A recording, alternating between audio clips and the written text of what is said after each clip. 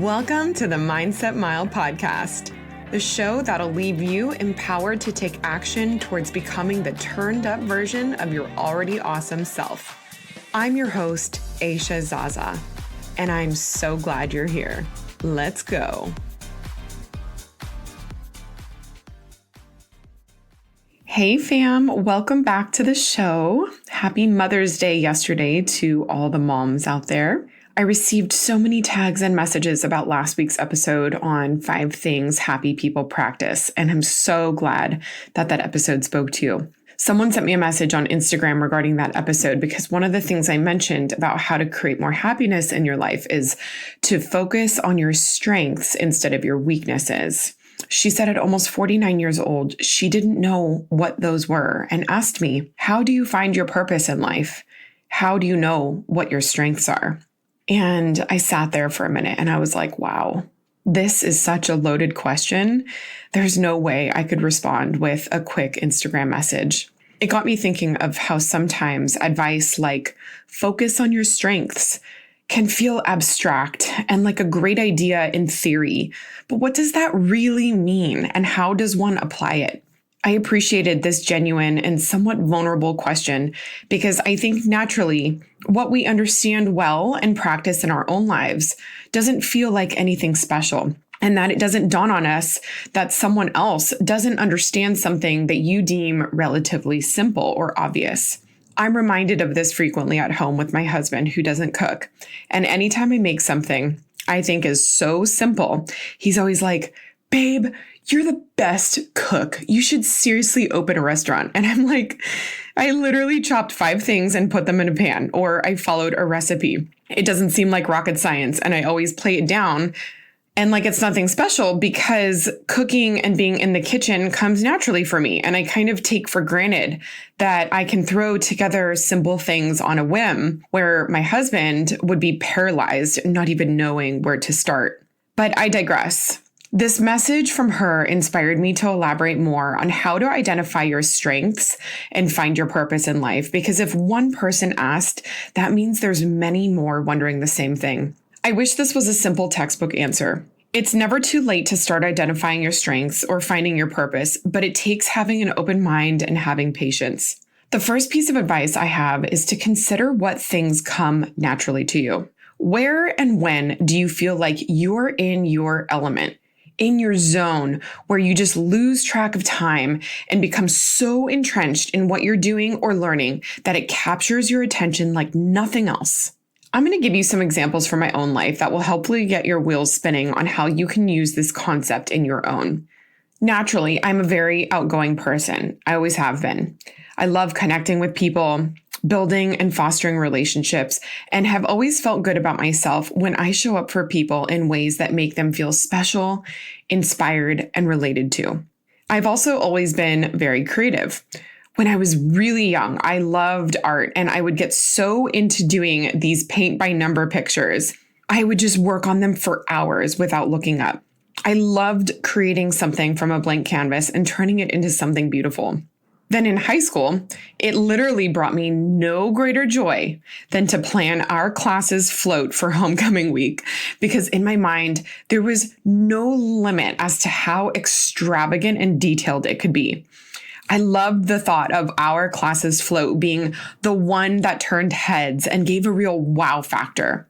And I'd spend hours after school designing it, folding and sorting that colored tissue paper and making sure everyone saw my vision and was on board with creating a show-stopping float.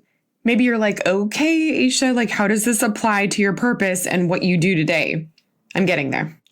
I've always been very in tune with what makes me happy, and I go all in. But I think as we grow up, we naturally get funneled into paths that don't necessarily strip us of our strengths, but they don't allow us to thrive in ways that can feel meaningful. So I ended up getting a communications degree with a concentration in public relations, which was a pretty natural fit based on my strengths. But right after school, I took a job working at the capital of California because that's where I did my last semester's internship, and I thought it seemed like the right stepping stone for my resume. But the job was hardly what I imagined doing for work. To be honest, I liked the idea of my job more than the job itself. But how many people fall into lines of work like this, though, and stay because it's safe, familiar, and what looks good on paper? I couldn't imagine spending the next 40 years what I was doing. But if I wasn't doing that, then what exactly was I supposed to be doing? This is where you need to have an open mind. I believe that what you're looking for is looking for you. And when you become curious about other options, you open yourself and your mind up to see them. Hey, really quick.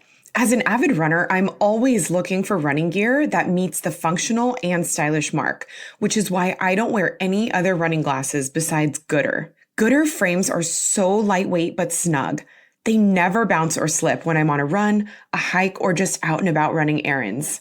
I've been loving the Mach G aviators and OG styles as of late, but at $25 a pop, I keep a pair in my car, in my purse, and on the console table with my keys, so I'm never without some good eye protection. All Gooder Sunnies are 100% UV protective and polarized. They're seriously the best, and you need a pair. Use code MindsetMile to get 15% off your order. And when you order 2 or anything over $50, you'll also get free shipping. Check them out at gooder.com. That's GOODR.com and get 15% off when you use code MindsetMile. To make a long story short, I ended up meeting a new gal that joined the gym I was at the time, who introduced me to a business opportunity that I ended up pursuing that eventually allowed me to leave my full-time job in marketing and pursue some of my other passions, including this podcast. I can't tell you how many times I've had conversations with people who I never thought about as a connector to me and someone or something else that ended up turning into an opportunity. But simply talking to people about what you're looking to do and becoming curious about what others do and asking questions and learning from how they stepped into their field and their purpose is a great way to start discovering your own. You may not know exactly what the next step is you're supposed to take in the direction you're trying to move, but I believe we come across people and opportunities that show us the way. And it starts with putting out what you want into the universe, even if it's as vague as wanting change, but not knowing exactly what that change is.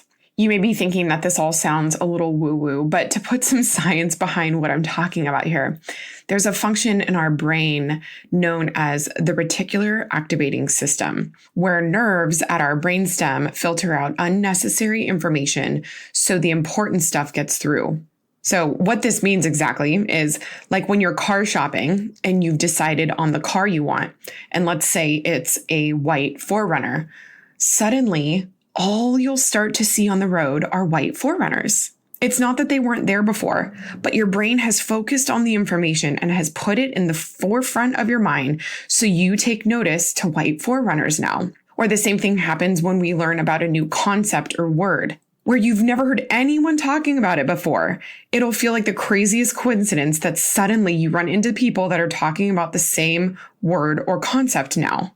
This same thing happens when you identify a strength or what comes easily to you.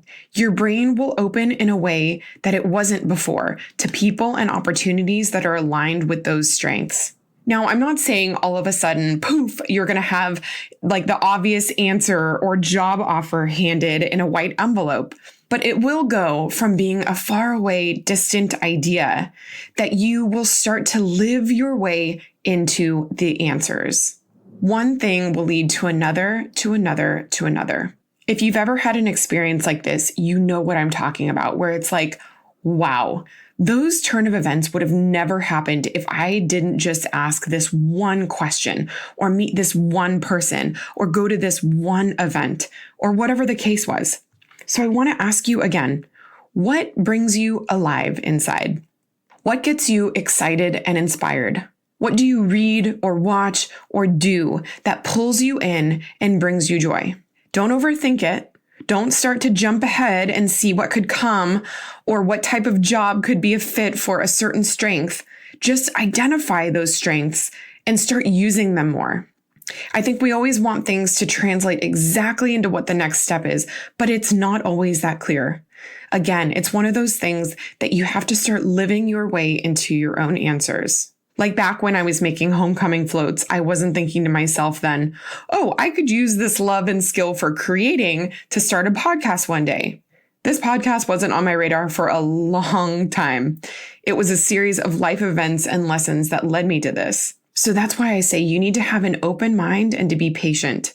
Secondly, ask people what your strengths are. I know that might sound ridiculous, but often we overlook our strengths because we don't see them as a strength. They're just part of who we are. Ask your close friends, family, or coworkers what they think you're best at. It'll always be clear to other people because that's what makes you stand out to them. And lastly, you could always take an Enneagram test. You can find the Enneagram test online, and it's probably the most recognized and accurate personality test there are. And while I think you should always keep an open mind and not put yourself into a personality box, I do think it's super helpful to understand what type of person you are, why you are the way you are, and what your strengths are based on your own personality. Regardless of how you figure it out, it's worth knowing what your strengths are, whether you want to make a career change in your life or you simply just want to know how to become the best version of yourself. Because I believe that when we start using our God-given talents, we have the ability to change the world. I know that sounds so dramatic and abstract again, but I think we make an impact when we share what we are good at. What we are good at and the light we share with others who cross our paths. Because we tapped into that, become our legacy. What do you want your legacy to be?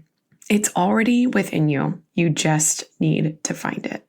Thank you so much for spending your time with me. Send this episode to a friend and tag me in your Instagram stories and posts at Aisha Zaza so I can see your beautiful Mindset Mile journey.